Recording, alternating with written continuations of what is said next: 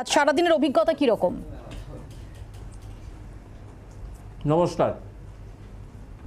মোটের ওপর ভালোই, কিন্তু আমি খুব একটা সন্তুষ্ট নই, কারণ আমি পুলিশের ভূমিকায় অত্যন্ত ক্ষুব্ধ এবং ক্রুদ্ধ।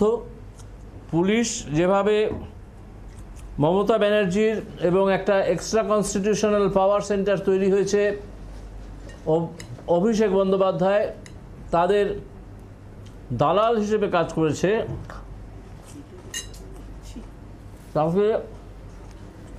তাতে আমি মনে করি যে এই পুলিশকে ইমিডিয়েটলি পুলিশ ব্যবস্থাটা নেক্সট ফেজের ইলেকশন হওয়ার আগেই কেন্দ্রীয় সরকারের নিয়ে নেওয়া উচিত সাময়িকভাবে।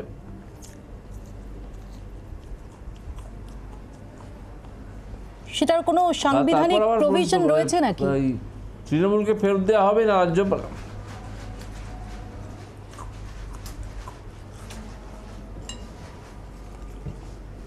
সব কিছুর জন্য সাংবিধানিক প্রশ্ন সংবিধান লাগে? আপনি যে মাইনে পান আপনার চ্যানেল থেকে, সাংবিধানিক প্রভিশন আছে নাকি?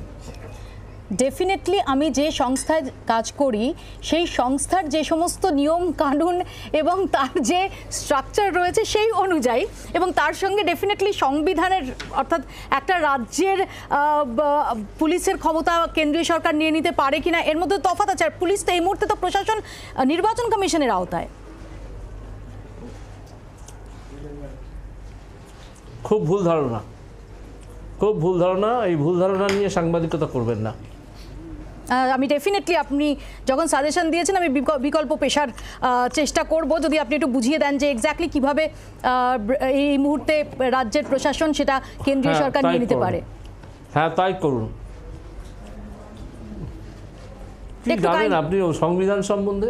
জানি না তো, আমি তো আপনার কাছে জানতে চাইছি সম্বন্ধে। যদি আমি আপনাকে জিজ্ঞেস করি, হ্যাঁ জানতে চাইছেন যখন, তখন লয় ভর্তি হয়ে যান। আমি কোনো অ্যাডাল্ট এডুকেশন সেন্টার খুলিনি।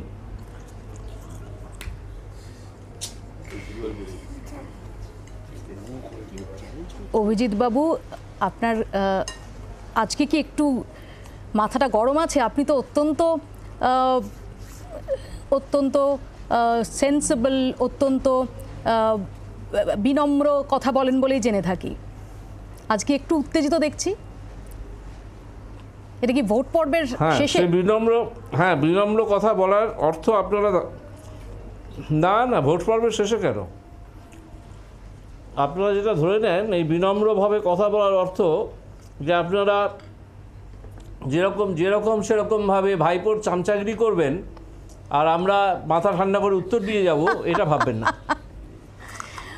অভিজিৎ বাবু, আপনাকে শ্রদ্ধার সঙ্গে বলি, যদি প্রশ্ন করাটা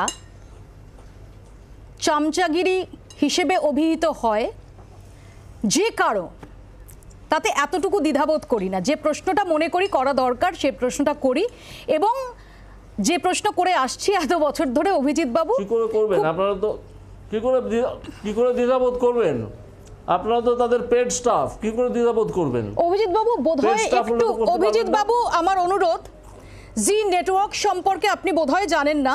জি নেটওয়ার্ক দেশের প্রাচীনতম নিউজ নেটওয়ার্ক। সেই নেটওয়ার্কের একজন প্রতিনিধি হিসেবে যদি কিছু বলেন এবং একজন সাংবাদিক হিসেবে যদি কিছু বলেন, আপনি যেহেতু একজন অবসরপ্রাপ্ত বিচারপতি, আপনি নিশ্চয়ই জানবেন যে প্রমাণ হাতে রেখে বলাটা খুব জরুরি। যদিও আপনি এই মুহূর্তে আমার শোতে অতিথি, আমি মাত্রা ছাড়াবো না, কারণ আমার এই সাংবাদিক জীবন এবং সাংবাদিক সত্তা আমাকে কুল মেনটেন করার শিক্ষা দেয়। কিন্তু আমার এখানেই আপনার কাছে প্রশ্ন, যে প্রতি মুহূর্তেই মাত্রা ছাড়িয়ে থাকেন,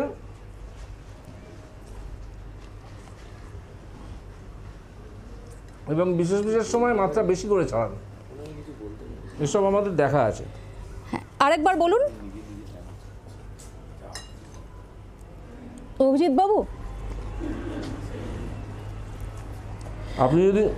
আপনি যদি শুনতে না পেয়ে থাকেন, সেটা আপনার প্রবলেম, আমার নয়। অভিজিৎ বাবু, আপনাকেও বুঝতে হবে, আপনি কিন্তু এই মুহূর্তে বিচারপতি নন, আপনি জনতার দরবারে একজন প্রার্থী। আপনাকে প্রশ্ন ফেস করার যে পেশেন্স, সেটা রাখতে হবে। আপনি যখন বিচারপতি ছিলেন তখন সংবাদ মাধ্যমের কোনো প্রশ্ন আপনাকে ছুঁতে পারতো না, তো এখন আপনি আর মাইলর্ড নন, এখন জনগণ মাইলর্ড, এখন সাংবাদিক মাইলর্ড, সাংবাদিক জনগণের প্রশ্ন করবে। হ্যাঁ, জনগণ মাইলর্ড, সাংবাদিক সেই মাইলর্ডের প্রশ্ন করবে। করতে থাকুন। আপনি এসব আর্তনাদ করতে থাকুন। আমি আপাতত চললাম, আমার আপনার সঙ্গে বাজি বকার কোনো সময়ই নেই। আপনি